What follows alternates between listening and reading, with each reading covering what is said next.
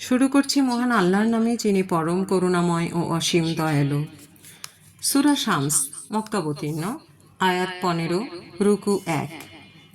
শপথ সূর্যের এবং তা আলোর, শপথ চন্দ্রের যা সূর্যের পর আবির্ভূত হয়, শপথ দিনের যখন সে তাকে প্রকাশ করে, শপথ রাতের যখন সে তাকে আচ্ছাদিত করে, শপথ আকাশের এবং যিনি তা নির্মাণ করেছেন তার, শপথ পৃথিবীর যিনি সেটিকে বিস্তৃত করেছেন তার, শপথ মানুষের এবং যিনি তাকে সুঠাম করেছেন, তাকে তার পাপ ও তার পুণ্যের জ্ঞান দান করেছেন তার।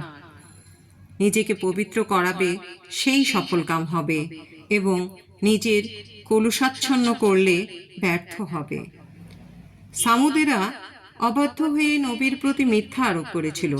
তাদের মধ্যে যে সকল রকমের হতভাগ্য, সে যখন তৎপর হলো, তখন আল্লাহ রাসূল তাকে বলেছিলেন, পানি পান করানো বিষয়ে যত্নবান হও।